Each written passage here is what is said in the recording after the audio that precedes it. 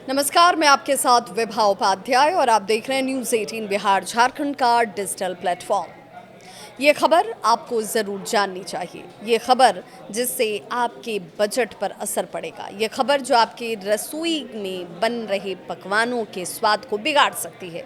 जी हाँ, आपकी रसोई में इस्तेमाल होने वाला सिलेंडर क्या अब बहुत कम बचा है? क्या एलपीजी का स्टॉक जिसके ज़रिए आपके किचन तक सिलेंडर पहुंचता है, वो स्टॉक क्या कम हो चुका है? ईरान और इजराइल के बीच चल रहे संघर्ष ने भारत की टेंशन को बढ़ा दिया है। टेंशन कई पहलुओं पर नजर आते हैं, लेकिन उसमें एक सबसे बड़ी टेंशन है एलपीजी के स्टॉक का कम होना। भारत में 3 से 2 घरेलू गैस सिलेंडर पूर्वी एशिया से आते हैं। 3 में से अगर 2 घरेलू गैस सिलेंडर जो लोगों के घरों तक पहुंचते हैं, उसमें पूर्वी एशिया से उसे मंगाया जाता है। इस क्षेत्र में तनाव बढ़ने की वजह से एलपीजी की सप्लाई पर इसका सीधा असर पड़ सकता है और इसका नुकसान सबसे पहले भारतीयों को उठाना पड़ सकता है। अमेरिका ने ईरान के परमाणु ठिकानों पर हमला करके दुनिया के सबसे ज्यादा तेल उत्पादक क्षेत्र से आपूर्ति बाधित होने की चिंता को बढ़ा दिया है।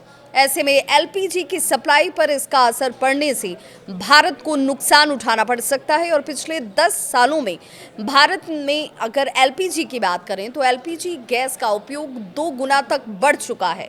इकोनॉमिक्स टाइम्स की एक रिपोर्ट कहती है और उसके हवाले से अगर हम देखें तो भारत में लगभग 33 करोड़ घरों में एलपीजी का इस्तेमाल होता है।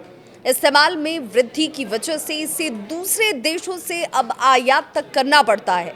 भारत 66% एलपीजी आयात करता है, जिसमें सबसे ज़्यादा सऊदी अरब से 95% एलपीजी का आयात होता है।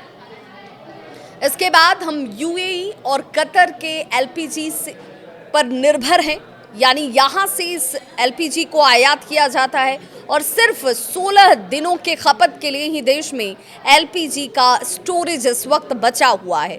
और यही वो टेंशन है जिससे आपको और हम सबको सचेत होने की भी ज़रूरत है और चिंतित होने की भी।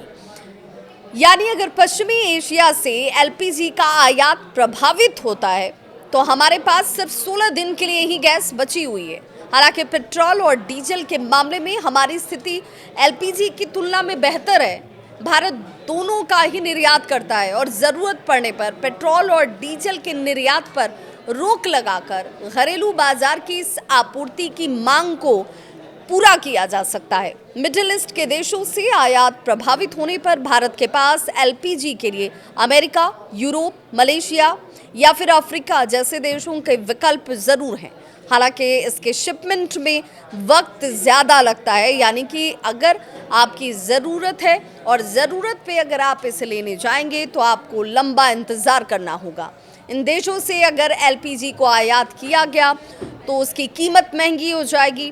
भारत में इस समय 33 करोड़ घरों में एलपीजी सिलेंडर का इस्तेमाल होता है और अभी इन घरों तक पाइप नेचुरल गैस की जो ये फ्लाइट नेचुरल गैस है वही पहुंच रही है और सिर्फ 1.5 करोड़ घरों में ही पीएनजी उपलब्ध है। और ऐसे में एलपीजी की आपूर्ति बाधित हुई तो बिजली से खाना बनाना एकमात्र विकल्प बच जाता है, क्योंकि केरोसिन की आपूर्ति पहले ही से बंद है। मिडिल ईस्ट में उपजे इसी संघर्ष की वजह से चिंता तमाम राष्ट्रों की बढ़ गई है और इसमें भारत का चिंतित होना भी स्वाभाविक है। लेकिन तेल कंपनियां जो हैं ख़रीदारी इस वक्त इस हालात के बावजूद भी नहीं कर रही हैं तेल का। उन्हें ये लगता है कि आपूर्ति बाधित तो होने का जोखिम बहुत कम है, इसकी संभावना उन्हें बहुत कम लगती है। भारत का क्रूड ऑयल स्टॉक जो है वो 25 दिनों का है। अगर हम अभी एलपीजी या फिर क्रूड ऑयल का ऑर्डर भी करें तो इसके डिलीवरी में तकरीबन 1 महीने का समय लग जाएगा। हमारे पास स्टोरेज कैपेसिटी की बात करें तो ये स्टोरेज कैपेसिटी भी काफ़ी सीमित है, लिमिटेड है। आप चाह करके भी इसका स्टोरेज बहुत नहीं कर सकते हैं। तेल की कीमतों में उछाल अस्थायी होगा, क्योंकि वैश्विक बाजार में कीमतें जल्दी स्थिर हो जाती हैं। पेट्रोल और डीजल की कीमतें पिछले 3 सालों की बात करें तो हालांकि वहां पर स्थिर बनी नजर आती हैं। अभी इसमें कोई बदलाव आने की गुंजाइश या संभावना कम है।